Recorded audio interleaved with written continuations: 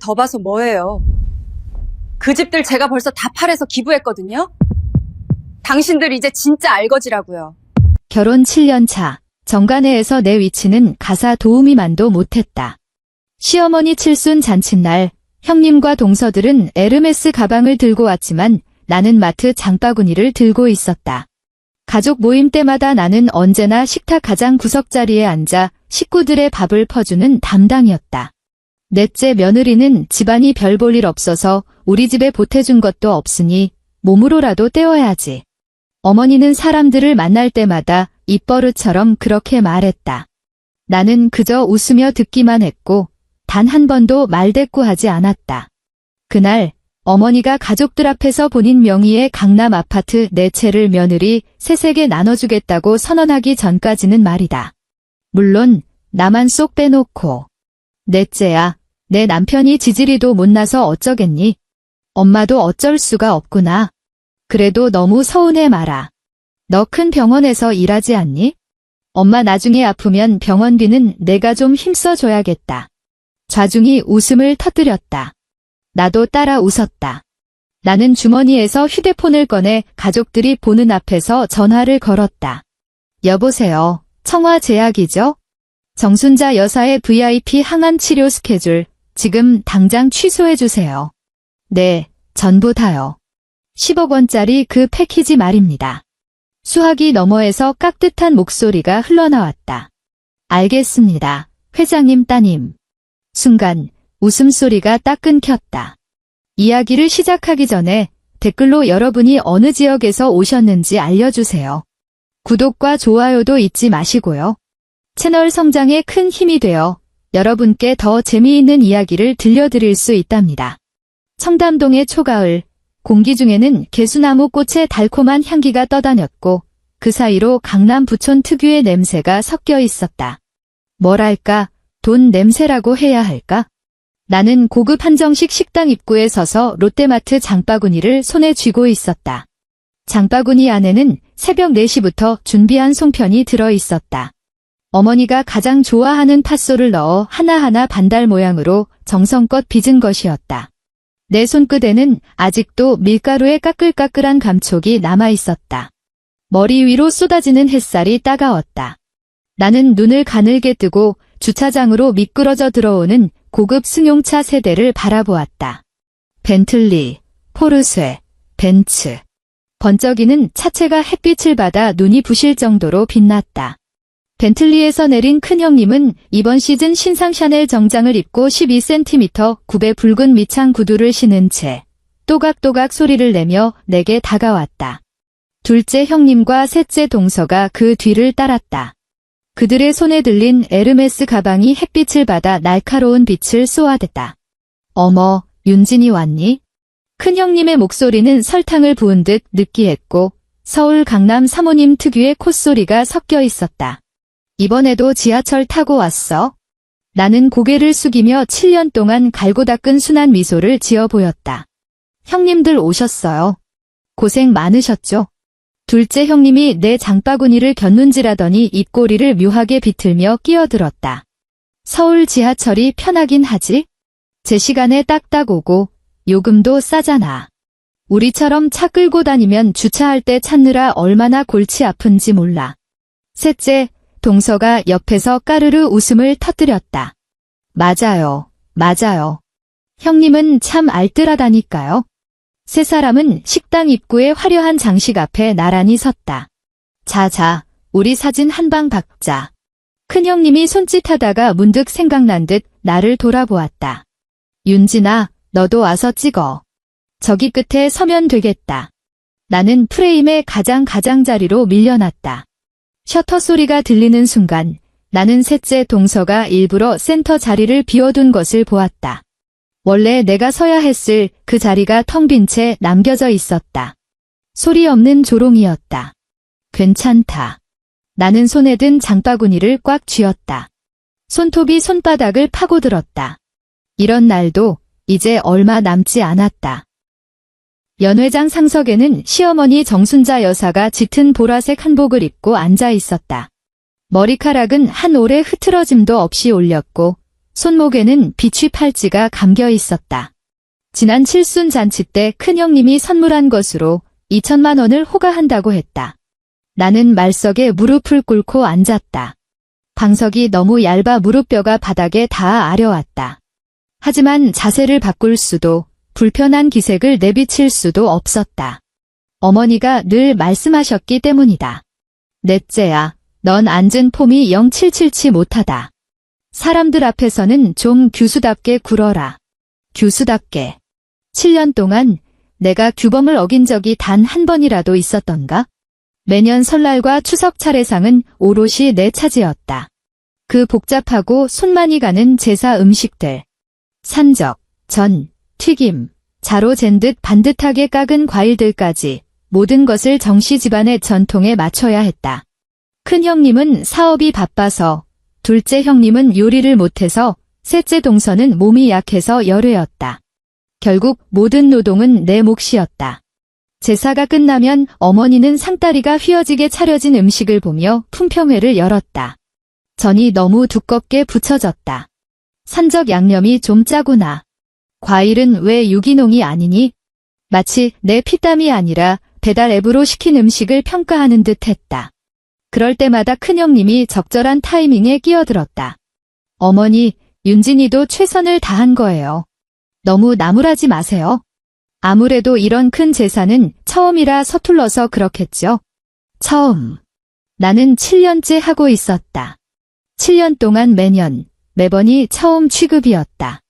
그러면 어머니는 만족스러운 표정으로 고개를 끄덕이며 자애로운 눈빛으로 큰형님을 바라보았다.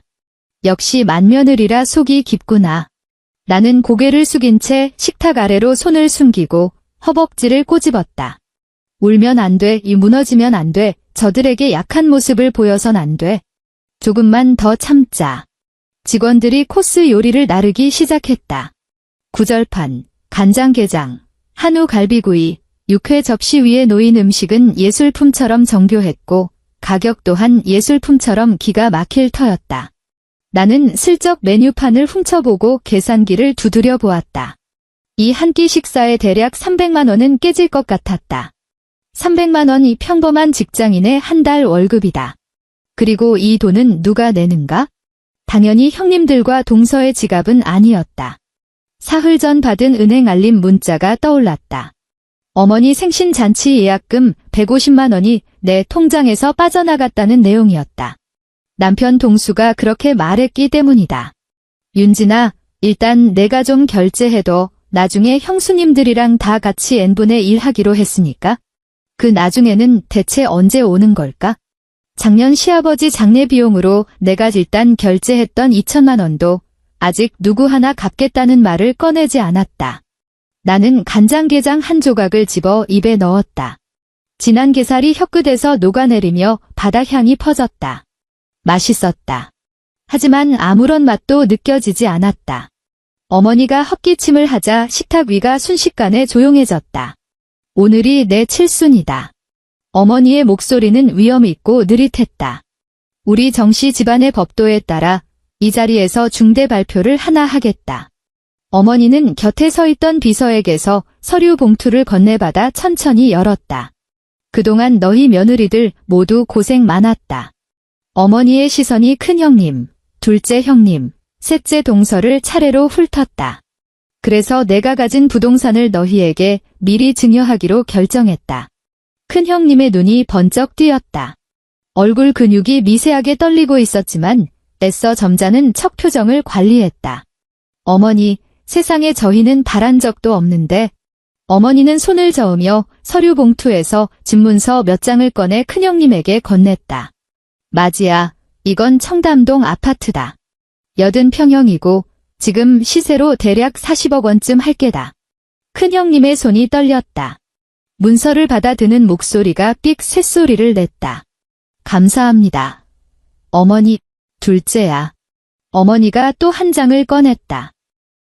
이건 압구정동 아파트다. 평수는 좀 작아도 위치가 좋아서 30억 원은 좋게 나갈 거다. 둘째 형님이 벌떡 일어나 90도로 허리를 굽혔다. 어머니, 정말 감사합니다. 셋째네는 삼성동 아파트다. 인테리어 새로 한 거라 너희 식구 살기에는 딱일 거다. 셋째 동서는 감격에 겨워 눈시울까지 붉혔다. 어머니, 말석에 앉아 그 광경을 지켜보는 내 가슴 속에 무언가 뜨거운 것이 치밀어 올랐다. 청담동, 압구정동, 삼성동, 강남 노른자위 땅들이다. 세 채를 합치면 시세가 100억 원에 육박한다. 그럼 나는? 어머니의 시선이 마침내 내게 닿았다. 나는 무의식적으로 허리를 꼿꼿이 세웠다. 나도 내 몫을 받을 자격이 있다. 지난 7년 동안 내가 쏟아부은 시간과 노력은 결코 저들보다 적지 않으니까. 하지만 어머니의 시선은 내 얼굴에 딱 1초 머물렀다가 무심하게 지나쳐 버렸다. 어머니는 서류 봉투를 닫아 비서의 가방에 넣었다. 넷째 내 사정은 다들 알지 않니? 어머니의 말투는 오늘 날씨를 이야기하듯 건조했다. 동수가 아직 자리도 못 잡았고 나이 40 먹도록 공무원 시험 준비한답시고 저러고 있으니. 큰형님이 입을 가리고 푹 웃었다. 작지만 명확한 그 웃음소리가 송곳처럼 내 심장을 찔렀다. 그래서 너희 부부 몫은 당분간 보류하기로 했다. 보류. 참으로 그럴싸한 단어였다. 식탁 아래에서 주먹을 꽉 쥐었다. 손톱이 살을 파고들어 날카로운 통증이 느껴졌다. 하지만 나는 소리 내지 않았고 반박하지 않았으며 심지어 표정 하나 바꾸지 않았다. 7년 동안 나는 이 모든 것을 견디는 법을 뼈저리게 배웠으니까. 그래도 윤진아. 어머니의 목소리가 다시 들려왔다. 고개를 드니 어머니가 묘한 미소를 짓고 있었다. 너는 병원에서 일하지 않니?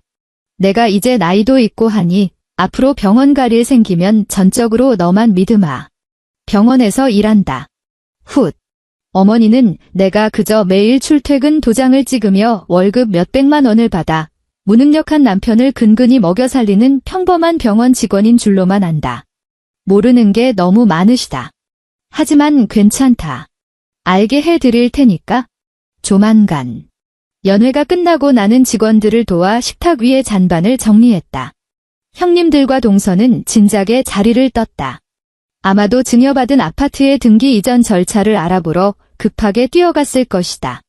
큰형님은 나가기 전 일부러 내 곁으로 다가와 목소리를 낮춰 속삭였다.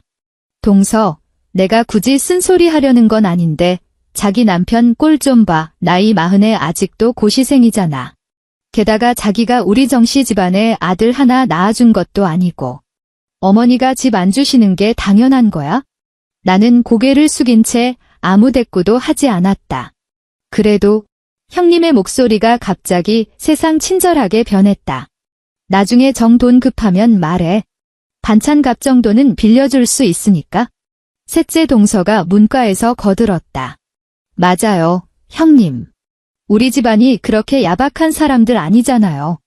형님, 너무 서운해하지 마세요. 나는 고개를 들어 온화한 미소를 지어 보였다. 신경 써주셔서 감사합니다, 형님들. 그들은 자기들끼리 의미심장한 눈빛을 교환하더니 만족스러운 듯 자리를 떴다. 나는 덩그러니 서서 그들의 뒷모습이 식당 문 너머로 사라지는 것을 지켜보았다. 밖에서 벤틀리, 포르쉐, 벤츠의 엔진 소리가 차례로 울리더니 멀어져 갔다. 나는 구석에 처박혀 있던 장바구니를 집어들었다. 식어버린 송편은 딱딱하게 굳어 있었다. 어머니는 단 한 입도 대지 않았다. 그날 밤 집으로 돌아오는 길, 동수는 15년 된 낡은 소나타를 말없이 운전했다. 에어컨을 켜지 않아 차 안은 찜통 같았다. 창문을 내리자 밤바람이 밀려 들어왔다. 강남 특유의 부유함과 냉정함이 뒤섞인 공기였다. 창밖으로 네온 사인이 번쩍이고 고급 외제차들이 질주하고 화려하게 차려입은 사람들이 거리를 메우고 있었다. 서울에서 가장 번화한 곳이었지만 나는 단 한 번도 내가 이곳에 속해 있다고 느낀 적이 없었다. 아니, 정확히 말하면 내가 이곳에 속하기를 거부했다. 동수가 갑자기 입을 열었다. 억눌린 분노가 섞인 목소리였다. 윤진아. 나는 고개를 돌려 그의 옆모습을 보았다. 턱 근육이 팽팽하게 긴장되어 있었고 목에는 핏대가 서 있었다. 대체 언제까지 어머니한테 숨길 거야? 그가 핸들을 꽉 쥐었다. 손마디가 하얗게 질려 있었다. 나 이제 더는 못 참겠어. 나는 대답 대신 조용히 창밖의 야경을 응시했다. 청담동 거리의 명품 매장 쇼윈도가 불을 밝히고 있었다. 젊은 연인이 팔짱을 끼고 지나갔다. 여자의 손에 들린 에르메스 쇼핑백이 마치 세상을 다 가진 듯 흔들렸다. 윤진아. 동수가 목소리를 높였다. 조금만 더 기다려. 내 목소리는 나조차 놀랄 만큼 차분했다. 어머니 맘 재발 검사 결과 곧 나올 거야. 나는 고개를 돌려 동수의 눈을 똑바로 쳐다보았다. 생사가 오가는 순간에 어머님이 어떤 선택을 하시는지 내 눈으로 직접 확인하고 싶어. 동수는 입을 다물었다. 그는 내가 결코 만만한 상대가 아니라는 것을 알고 있었다. 7년 전 내가 평범한 회사원 신분으로 정씨 집안에 시집왔을 때부터 그는 이 모든 것이 연극이라는 것을 알고 있었다. 자신의 아내가 병원에서 일하는 말단 직원이 아니라 대한민국 의료산업의 정점에 있는 청와제약그룹의 외동딸이라는 사실을 말이다. 또한 내가 왜 신분을 숨겼는지도 알고 있었다. 재벌이라는 배경 없이 인간 대 인간으로 정씨 집안이 며느리를 어떻게 대하는지 보고 싶었기 때문이다. 그리고 그 답은 지난 7년 동안 처절할 정도로 명확하게 확인되었다. 만약에 동수의 목소리가 기어 들어갔다. 만약에 엄마 검사 결과가 안 좋으면? 나는 입꼬리를 살짝 올렸다. 그럼 더 재미있어지겠지, 안 그래? 2주 후 서울대학교 병원 VIP 병동. 나는 복도 구석에 서서 유리를 통해 병실 안을 지켜보고 있었다. 시어머니 정순자 여사가 병상에 누워 있었다. 얼굴은 흑빛이었고 머리카락은 휑했다.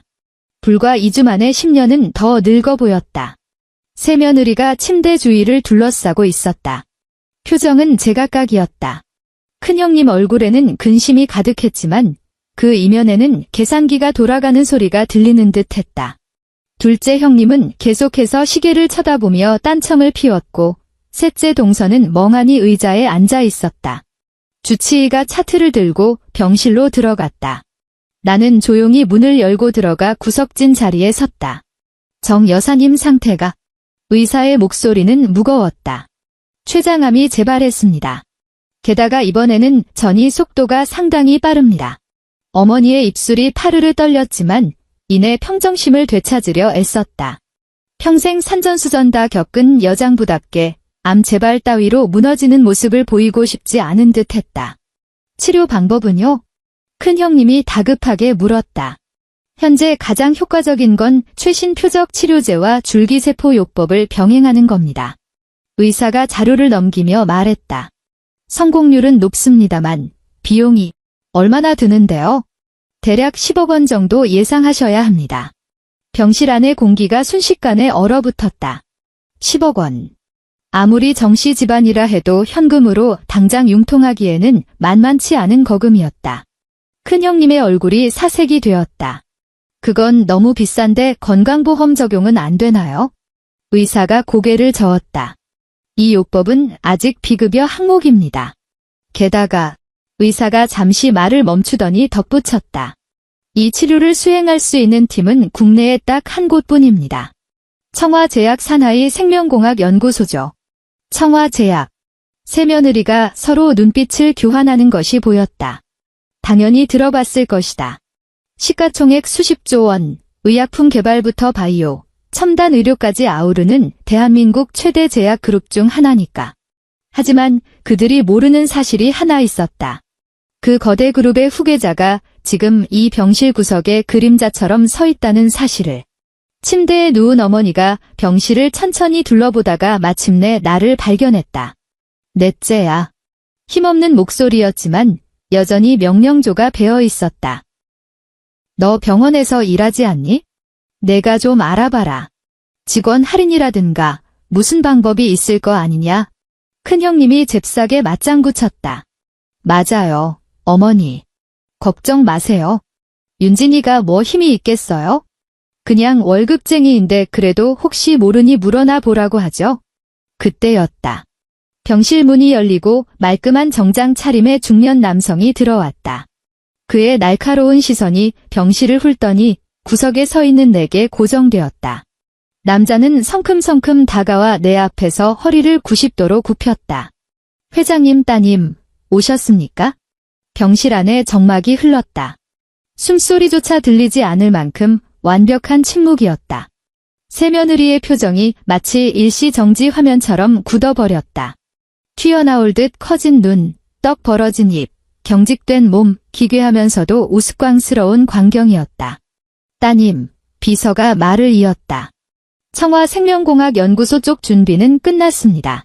정 여사님의 VIP 치료 플랜, 바로 가동할까요? 모든 비용은 지시하신 대로 그룹 회계법인 앞으로 처리해 두었습니다. 회장님 따님. 이 5글자가 병실 한가운데에 폭탄처럼 떨어졌다. 어머니의 얼굴이 백지장처럼 하얗게 질렸다. 입을 뻐끔거리는 모습이 마치 무트로 나온 물고기 같았다. 눈알이 금방이라도 튀어나올 것 같았다. 큰형님은 넋이 나간 표정으로 멍하니 서 있었다. 머릿속에서 윤진이라는 이름과 회장님 따님이라는 단어를 연결해 보려고 애쓰는 듯 했지만 도저히 계산이 서지 않는 모양이었다. 둘째 형님과 셋째 동서는 서로를 쳐다보며 무언의 대화를 나누고 있었다. 내가 지금 뭘 들은 거야? 꿈인가? 나는 구석에서 천천히 걸어 나왔다. 내 발자국 소리가 쿵, 쿵 하고 어머니의 심장을 밟는 듯 했을 것이다. 어머니의 입술이 덜덜 떨리고 있었다. 그 눈에는 공포와 후회, 그리고 탐욕이 스쳐 지나갔다. 그렇다, 탐욕. 이 상황에서도 어머니는 본능적으로 계산하고 있었다. 어떻게 하면 내게서 더 많은 것을 뜯어낼 수 있을지? 나는 침대 옆에 멈춰서서 어머니의 귀에 입을 가까이 댔다. 어머니. 속삭이듯 작은 목소리였지만 어머니에게는 천둥소리처럼 들렸을 것이다. 방금 큰형님이 말씀하신 대로 저는 그냥 평범한 월급쟁이인데 무슨 힘이 있겠어요. 안 그렇습니까? 어머니의 눈이 찢어질 듯 커졌다. 입을 달싹였지만 목소리가 나오지 않았다. 나는 허리를 펴고 비서에게로 몸을 돌렸다. 목소리를 높였다. 병실 안의 모든 사람이 똑똑히 들을 수 있도록. 김 비서, 정순자 여사의 VIP 치료 플랜 전면 취소하세요. 뭐라고? 어머니가 비명을 질렀다. 예약해둔 줄기세포 샘플도 전부 폐기 처분하시고요. 나는 어머니의 비명을 듣지 못한 척 비서에게 지시를 내렸다. 어머니가 링거줄을 잡아뜯으며 일어나려 했지만 쇠약해진 몸은 말을 듣지 않았다. 침대 위에서 버둥거리는 꼴이 마치 뒤집힌 거북이 같았다. 안 돼. 내가 어떻게 나한테 이럴 수 있어? 내가 내 시험이다. 어머니의 목소리가 쇳소리처럼 갈라졌다. 나는 고개를 살짝 기울이며 부드러운 미소를 지었다. 지난 7년 동안 내가 쓰고 있던 그 가면이었다. 하지만 지금 그 미소의 의미는 완전히 달랐다. 어머님, 앞으로 병원비는 형님들한테 내달라고 하세요. 집도 다 그쪽으로 넘기셨잖아요. 저는 유산 한 푼 못 받은 남인데 제가 나서는 건 예의가 아니죠. 병실은 다시 한번 침묵에 잠겼다. 정신을 차린 며느리들이 서로 눈치를 보며 웅성거리기 시작했다. 그걸 왜 우리가 내? 둘째 형님의 목소리가 앙칼지게 튀어나왔다. 아파트 명의 이전도 아직 안 끝났는데? 그리고 10억을 당장 어디서 구해? 큰형님이 코웃음을 쳤다. 동서, 저번에 차 바꿨다며? 포르쉐 샀다면서. 그거 팔면 되겠네. 형님은요? 형님 벤틀리도 새로 뽑은 거잖아요. 왜 나만 팔래? 구석에서 셋째 동서가 훌쩍거리기 시작했다. 우리 그이는 지난달에 주식 말아먹어서 빚만 몇 척인데 우린 돈 없어요. 나는 팔짱을 낀 채 이 난장판을 지켜보았다. 한때는 그렇게 똘똘 뭉쳐서 나를 따돌리고 비웃고 투명인간 취급하던 그들이었다.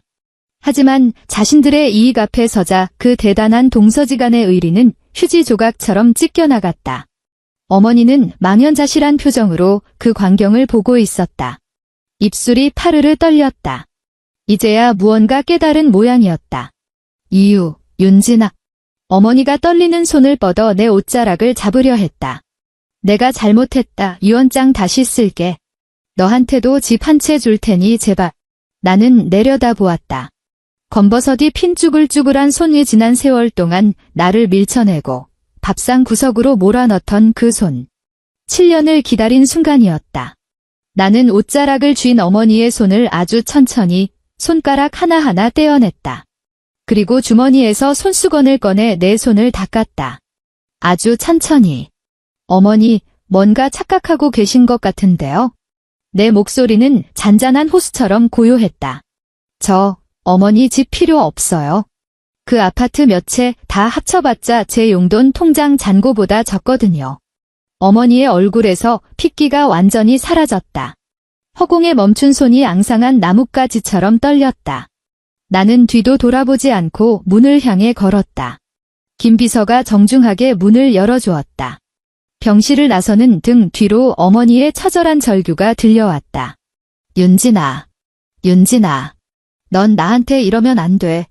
나는 멈추지 않았다. 복도 창문으로 쏟아지는 햇살이 따뜻했다. 가슴을 짓누르던 거대한 바위가 굴러떨어진 듯 숨통이 트이는 기분이었다. 사흘 뒤 정간의 거실. 삼형제가 긴급 가족회의를 소집했다는 소식을 들었다. 물론 동수가 전해준 이야기였다. 그는 소파에 앉아 피곤한 기색이 역력한 얼굴로 당시 상황을 묘사했다. 형수님이 식탁을 치면서 너를 욕하더라. 동수가 쓴웃음을 지었다. 넷째가 결혼을 잘못해서 그렇다고. 어디서 재벌 딸인 척 숨기고 들어와서 시댁 식구들을 기만했다고 난리를 치더군. 나는 맞은편에 앉아 아이스 아메리카노를 한 모금 마셨다. 입가에 비웃음이 걸렸다. 그래서 셋째가 그러더라. 만약 내가 청와그룹 딸인 줄 알았으면 애초에 그렇게 대하지 않았을 거라고. 다들 몰라서 그런 거니까 용서해달라고 빌어보자고 하더라. 나는 헛웃음을 터뜨렸다. 알았으면 잘해줬을 거라고? 나는 커피잔을 탁 소리 나게 내려놓았다. 그 말은 즉 내가 돈이 없는 줄 알고 그렇게 막 대했다는 거잖아. 참 투명한 사람들이네. 동수는 침묵했다. 그도 내 말이 맞다는 걸 알고 있었기 때문이다. 세상에서 가장 사람을 비참하게 만드는 건 누군가에게 괴롭힘을 당한다는 사실 자체가 아니다. 나를 괴롭히던 그 사람들이 처음부터 끝까지 나를 오직 이용 가치로만 평가하고 있었다는 사실을 깨닫는 순간이다. 큰형이 그러더라. 동수가 말을 이었다. 어머니 병원비가 하루에만 수백만 원인데 내가 VIP 플랜을 취소해버려서 일반 병실로 옮기셨대. 의사 말로는 길어야 3개월이라더라. 3개월. 나는 그 단어를 입안에서 가볍게 굴려보았다. 생각보다 꽤 긴 시간이네. 동수가 고개를 들어 복잡한 눈빛으로 나를 바라보았다. 윤진아, 정말 이렇게까지 해야 해? 나는 커피잔을 내려놓고 자리에서 일어났다. 동수 씨. 내 목소리는 지극히 차분했다. 지난 7년 동안 어머니가 나를 어떻게 대했는지 당신도 다 봐서 알잖아. 명절 때마다 새벽부터 밤늦게까지 주방에 처박혀 제사 준비한 사람이 누구였지? 아버님 돌아가셨을 때 장례비랑 병원비 누가 냈어? 어머님 처음 쓰러지셨을 때 한 달 내내 병실 지킨 건 또 누구였고? 동수는 고개를 숙인 채 내 눈을 피했다. 그래서 어머니가 나한테 해준 게 뭐였지? 나는 말을 멈추지 않았다. 가족 모임 때마다 말석에 앉혀놓고 형님들 아파트 나눠 갖는 거 구경하게 만든 거? 사람들 앞에서 당신 보고 못난 놈이라 깎아내리면서 덩달아 나까지 무능한 남편 만난 여자로 조롱거리 만든 거? 내 이용 가치가 없다고 판단되니까 따뜻한 말 한마디조차 아까워하던 그 모습들. 나는 창가로 걸어가 강남의 화려한 풍경을 내려다보았다. 이제 와서 내가 돈이 있다는 걸 아니까 유언장을 고치네. 아파트를 주네 만회하는데 당신은 내가 그걸 감지덕지하며 받아야 한다고 생각하니? 동수는 대답하지 못했다.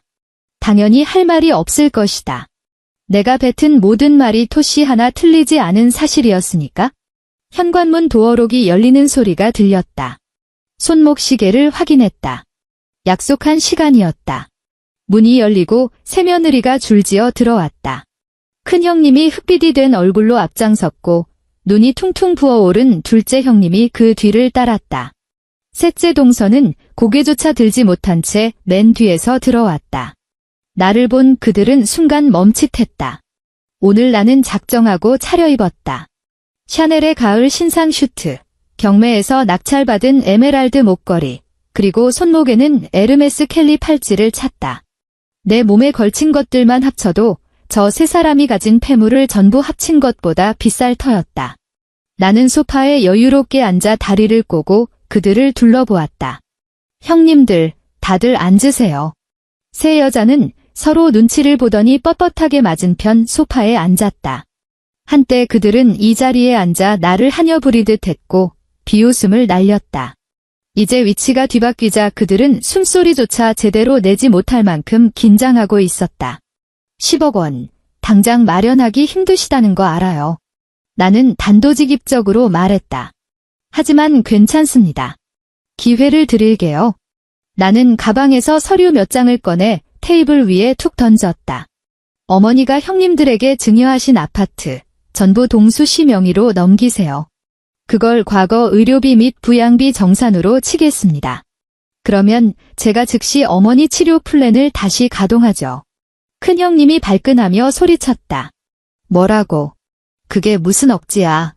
그건 엄연히 우리 몫이라고. 형님들 몫이요. 나는 고개를 갸웃하며 비릿한 미소를 지었다. 형님, 지난 7년 동안 명절 때마다 드린 용돈 누가 냈죠? 어머니 첫 수술비 누가 냈습니까? 아버님 장례비는요? 이참에 제가 장부라도 펴서 하나하나 읊어드릴까요? 나는 테이블 위에 파일처를 열어 서류들을 한 장씩 넘겼다. 은행 이체 내역, 병원비 영수증, 각종 청구서들이 일목요연하게 정리되어 있었다. 어머니 첫 번째 입원비, 총 1억 2천만 원 제가 냈습니다. 내 목소리는 마치 결산 보고서를 읽는 듯 건조했다. 아버님 장례비와 투병 비용, 합계 8천만 원 제가 냈고요. 지난 7년 동안 제사 비용, 가족 모임식 때, 어머니 생신 잔치 비용 다 합치면 얼추 2억 원은 되겠네요. 전부 제 카드로 긁었습니다. 그리고 이거? 나는 파일철 맨 아래에서 보험 증권을 꺼냈다. 제가 어머니 명의로 들어둔 고액 의료실비 보험입니다. 연 납입금 3천만 원씩 7년, 총 2억 1천만 원 납부했습니다. 나는 증권을 테이블 위에 탁 소리 나게 내려놓았다. 이 모든 비용을 합치면 어머니가 주신다는 그 아파트 네 채 값은 이미 넘고도 남습니다. 거실에는 무거운 침묵만이 감돌았다. 세 며느리는 서로 얼굴만 쳐다보았다. 그녀들의 남편인 아주버님들은 아내들에게 이런 내막을 말한 적이 없었다. 그들은 넷째, 재수 씨의 헌신을 당연하게 누리면서 어머니 앞에서는 그 공을 자신들이 가로채왔기 때문이다. 큰형님의 안색이 변했다. 그녀는 어떻게든 빠져나갈 구멍을 찾으려 애썼다. 그 돈들은 며느리로서 당연히 해야 할 돌이 아니었어? 동서가 돈이 많으니까? 나는 형님의 말을 싹둑 잘랐다. 목소리에 서리빨이 섰다. 돈이 많으면 당연히 호구 잡혀도 되는 건가요? 거실의 온도가 순식간에 몇 도는 떨어진 듯 했다. 나는 자리에서 일어나 세 여자를 내려다보았다. 3일 드리겠습니다.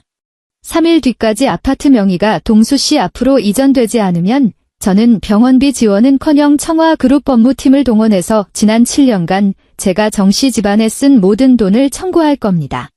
법정 이자까지 쳐서요. 나는 옆에 두었던 명품 가방을 집어들고 천천히 현관으로 향했다.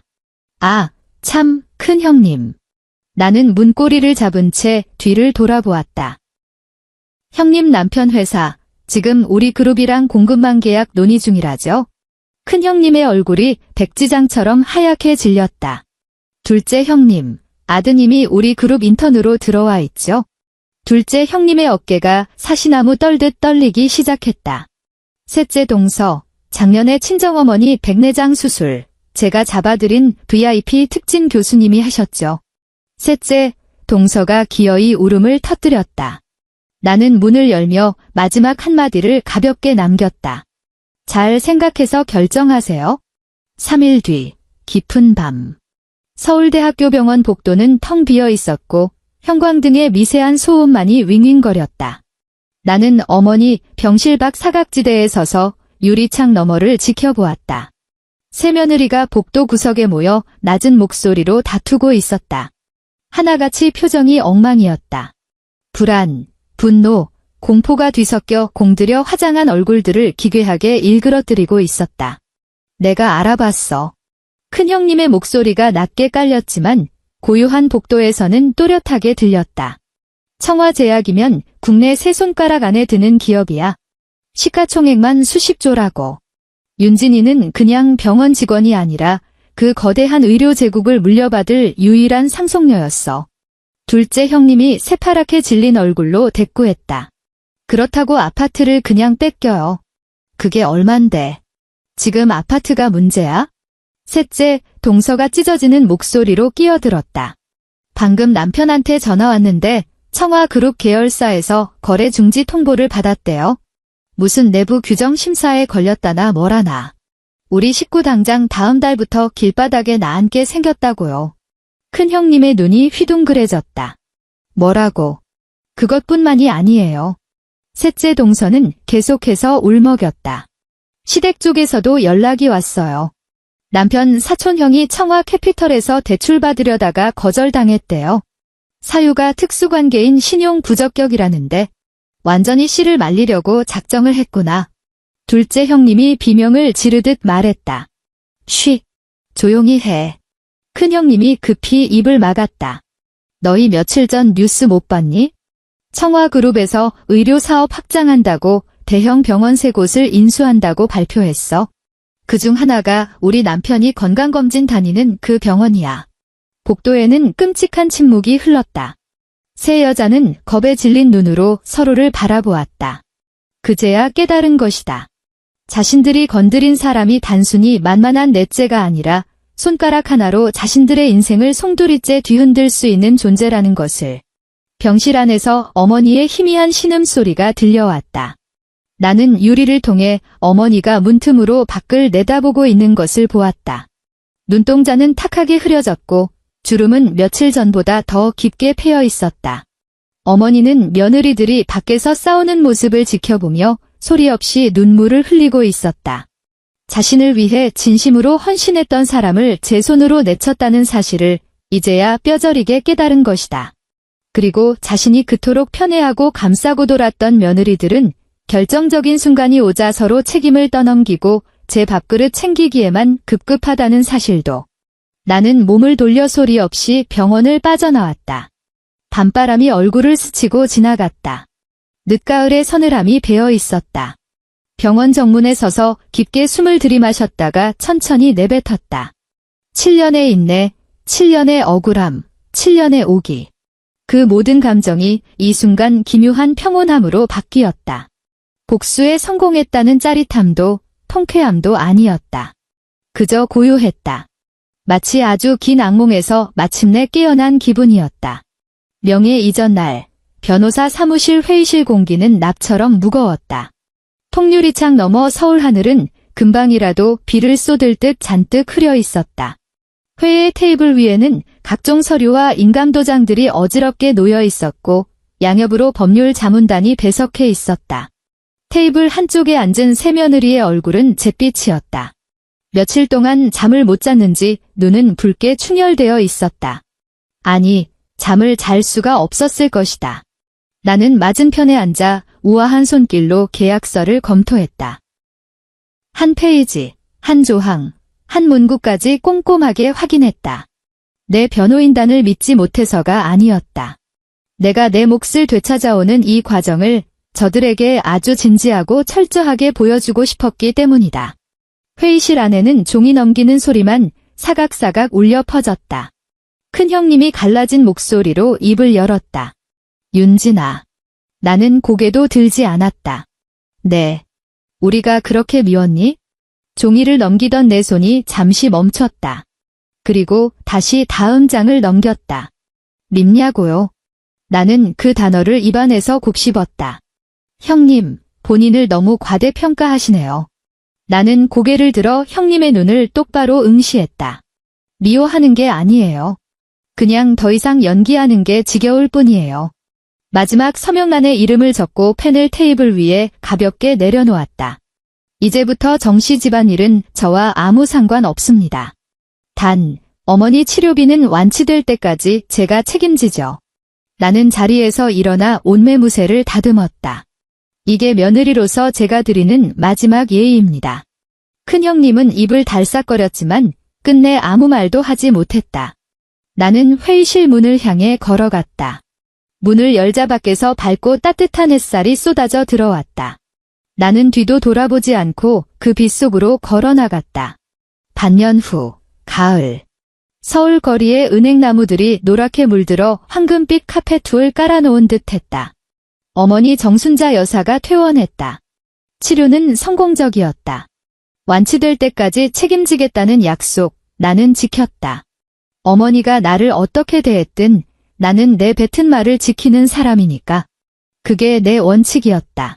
하지만 어머니가 돌아간 곳은 그녀의 기억 속에 있던 그 집이 아니었다.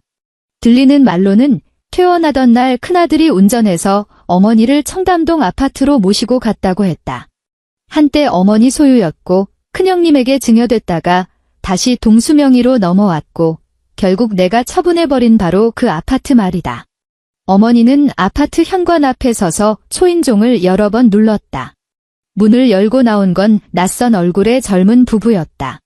전세로 들어온 사람들이었다. 할머니, 누구세요? 어머니는 낯선 사람을 보고 멍하니 서 있다가 한참 만에야 입을 열었다. 여기가 우리 집인데, 네.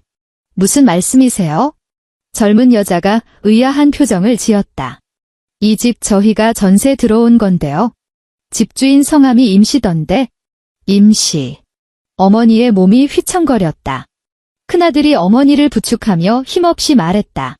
어머니, 그만 가시죠. 윤진이가 아파트 다 팔았어요. 팔아. 어머니의 목소리가 날카롭게 찢어졌다. 판도는 전부 청와의료재단에 기부했대요. 큰아들이 한숨을 쉬었다. 가난한 환자들 치료비로 쓴답니다. 윤진이 말이 그 돈은 더 가치 있는 곳에 쓰이는 게 맞다더군요. 어머니는 영혼이 빠져나간 조각상처럼 그 자리에 못 박혔다. 입술이 파르르 떨리며 무언가 말하려 했지만 목구멍에서 소리가 나오지 않았다. 한참 뒤에야 어머니는 넋 나간 사람처럼 중얼거렸다. 걔가 정말 우릴 헌신짝처럼 버렸구나. 이 모든 이야기는 나중에 동수가 전해주었다. 그가 이 이야기를 할 때 나는 파리로 떠날 짐을 싸고 있었다. 청와그룹의 유럽 파트너십 프로젝트를 직접 챙겨야 했다. 그리고 무엇보다 나 스스로에게 휴식을 주고 싶었다. 불쾌한 기억으로 가득 찬 서울을 떠나고 싶었다. 나를 원망해? 내가 동수에게 물었다. 그는 잠시 침묵하더니 고개를 저었다. 나 자신을 원망해.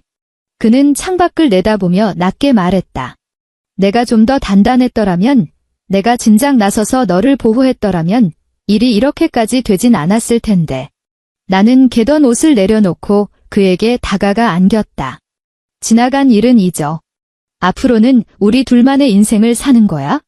인천국제공항, 대한항공 퍼스트 클래스 라운지. 나는 하얀 트렌치코트를 입고 한 손에 책을 든 채 파리행 비행기를 기다리고 있었다. 동수는 내 옆에서 태블릿 PC로 업무를 보고 있었다. 그는 이제 청와그룹 신설바이오 사업부의 본부장이었다. 물론 내 입김이 작용했지만 그는 충분히 그럴 능력이 있는 사람이었다. 내 휴대폰 화면이 밝아졌다. 큰형님에게서 온 카카오톡 메시지였다. 미리 보기로 뜬 내용은 구질구질한 사과와 애원으로 가득 차 있었다. 윤진아, 형님이 잘못했다. 그때는 내가 미쳐서 그랬나봐. 우리 그이 회사 부도나게 생겼는데 내가 한 번만 봐주면 안 되겠니? 우리가 가족이었던 정을 생각해서. 나는 내용을 다 읽지도 않고 삭제 버튼을 눌렀다. 누구야? 동수가 고개를 들었다. 상관없는 사람. 나는 휴대폰을 가방에 넣었다. 안내 방송이 흘러나왔다. 파리행 대한항공 K901편 탑승을 시작합니다. 퍼스트 및 프레스티지 승객께서는. 나는 자리에서 일어나 캐리어 손잡이를 잡았다. 동수도 따라 일어서며 내 손을 잡았다. 윤진아. 응. 고마워. 그의 목소리가 조금 떨렸다. 그리고 미안해. 나는 그를 보며 옅게 웃었다. 7년 참아서 얻은 자유치고는 나쁘지 않네. 나는 캐리어를 끌고 탑승구를 향해 걸었다. 뒤는 돌아보지 않았다. 1년 후 서울의 한 특급 호텔 그랜드 볼룸. 청와제약그룹의 연례 자선갈라 디너가 열렸다. 정재계의 내로라 하는 인사들이 모두 모인 자리였다. 화려한 샹들리에 아래 사람들은 샴페인 잔을 들고 담소를 나누었다. 여자들의 드레스 자락이 물결쳤고 남자들의 턱시도가 반짝였다. 모두의 얼굴에는 교양 있는 미소가 걸려 있었다. 무대 중앙의 대형 스크린에서는 지난 1년간 그룹의 자선 활동 성과가 상영되고 있었다. 그중 하이라이트는 청와의료재단이 지원한 저소득층 암 환자들의 이야기였다. 카메라는 도움을 받아 새 삶을 얻은 사람들의 환한 미소를 비췄다. 대구의 할머니, 부산의 싱글맘, 광주의 참전용사 사연은 제각각이었지만 결말은 같았다. 재단의 지원 덕분에 병마를 이겨내고 다시 일어섰다는 것. 객석 구석진 자리, 정씨 집안 맏며느리가 어두운 표정으로 앉아 있었다. 그녀는 남은 인맥을 총동원해 겨우 초대장 한 장을 구해서 왔다. 한때는 자신이 고고한 백조인 줄 알았지만 이제는 자신이 비웃던 궁상맞은 동서를 우러러봐야 하는 처지가 되었다. 행사가 절정에 다다랐을 때 사회자가 무대 위로 올라왔다. 자, 오늘의 주인공을 모시겠습니다. 청와제약그룹의 임윤진 회장님 따님께서 인사 말씀을 해주시겠습니다. 우레와 같은 박수가 터져나왔다. 나는 자리에서 일어나 우아하게 무대 위로 걸어 올라갔다. 오늘 나는 맞춤 제작한 오트 쿠티르 드레스를 입었다. 귓불에는 물방울 다이아몬드 귀걸이가, 목에는 영롱한 빛을 내뿜는 사파이어 목걸이가 걸려 있었다. 하지만 그런 치장보다 중요한 건 내가 지금 이 자리에 서 있다는 사실이었다. 누군가의 며느리도 아내도 부속품도 아닌 온전한 나로서 나는 마이크 앞에 서서 수백 명의 관중을 내려다보았다. 내외 귀빈 여러분, 반갑습니다. 내 목소리가 스피커를 타고 홀 전체에 울려 퍼졌다. 오늘 저는 특별히 감사하고 싶은 사람이 있습니다. 제 남편, 정동수 본부장입니다. 핀 조명이 객석에 앉은 동수를 비췄다. 그는 더 이상 고시촌을 전전하던 패배자가 아니었다. 청와그룹 최연소 본부장으로서 잘 재단된 슈트를 입고 자신감 넘치는 눈빛으로 나를 바라보고 있었다. 그리고 나는 잠시 말을 멈췄다. 저희 시어머니께도 감사를 전하고 싶습니다. 객석이 술렁거렸다. 그분이 아니었다면 나는 입꼬리를 살짝 올렸다. 진정한 가족의 의미가 무엇인지 깨닫지 못했을 겁니다. 그리고 제 모든 에너지를 정말 가치 있는 사람과 일에 쏟아야겠다고 결심하지도 못했을 테니까요. 박수갈채가 쏟아졌다. 뜨겁고 긴 박수였다. 나는 가볍게 목례를 하고 무대를 내려왔다. 큰형님의 자리를 지나칠 때 그녀의 얼굴이 홍당무처럼 붉게 달아오른 것을 보았다. 쥐구멍이라도 있으면 숨고 싶은 표정이었다. 그 눈빛에는 분노, 질투, 억울함이 뒤섞여 있었지만 그보다 더 짙은 것은 깊은 후회였다. 나는 걸음을 멈추지 않고 그대로 지나쳤다. 행사가 끝나고 동수와 함께 주차장으로 향했다. 밤 공기가 제법 쌀쌀했다. 회장님 따님. 등 뒤에서 익숙한 목소리가 들렸다. 걸음을 멈추고 돌아보았다. 큰형님이 숨을 헐떡이며 뛰어오고 있었다. 얼굴에는 비굴한 웃음이 가득했다. 윤진아, 아니 이사님. 형님의 목소리는 소름 끼칠 정도로 상냥했다. 형님이 요새 사정이 좀 많이 어려워서 그러는데 혹시 융통 좀... 형님의 말이 끝나기도 전에 내 비서가 앞을 가로막았다. 정 여사님. 비서의 목소리는 사무적이고 차가웠다. 이사님 시간은 매우 귀합니다. 용건이 있으시면 그룹 홍보실을 통해 절차를 밟아주십시오. 형님의 웃음이 얼굴에 그대로 얼어붙었다. 나는 비서 뒤에서 고개를 내밀고 부드럽게 웃어 보였다. 지난 7년 동안 수없이 보여주었던 그 미소였다. 형님, 저보고 그냥 평범한 월급쟁이라고 하셨잖아요. 월급쟁이가 무슨 돈이 있어서 빌려드리겠어요? 나는 고개를 살짝 기울이며 날씨 이야기하듯 가볍게 덧붙였다. 아파트 물려받으신 분들한테 가서 빌려보세요. 아, 맞다. 그 아파트들은 이미 자선기금으로 다 들어갔죠? 큰형님의 얼굴에서 핏기가 완전히 사라졌다. 나는 더 이상 그녀를 쳐다보지 않고 대기 중이던 벤츠 마이바흐로 향했다. 기사가 정중하게 뒷문을 열어주었다. 차에 올라타자 동수가 옆자리에 앉았다. 너무 매정한 거 아니야? 동수가 웃음 섞인 목소리로 물었다. 매정하다고? 나는 차창 밖으로 멀어지는 호텔의 불빛을 바라보았다. 난 그저 사실대로 대답했을 뿐인걸? 차가 부드럽게 미끄러지듯 서울의 밤거리를 달렸다. 멀리 한강의 불빛이 강물 위에 비쳐 일렁거렸다. 나는 시트에 몸을 깊숙이 기대고 눈을 감았다. 7년. 그 긴 시간의 인내와 서름, 오기들이 마침내 진정한 자유로 보상받는 기분이었다. 이 자유는 복수의 통쾌함에서 오는 것이 아니었다. 더 이상 착한 며느리를 연기하지 않아도 된다는 해방감. 오직 나 자신으로 살 수 있다는 확신. 그것이었다. 깊은 밤, 정간의 본가. 시어머니 정순자 여사는 텅 빈 거실에 홀로 앉아 뉴스를 보고 있었다. 화면 속에서 윤지는 꽃다발과 박수갈채에 둘러싸여 환하게 빛나고 있었다. 이미사는 청와의료재단이 올해 총 3,000명이 넘는 빈곤층 환자를 지원했으며 누적 기부액이 500억 원을 돌파했다고 밝혔습니다.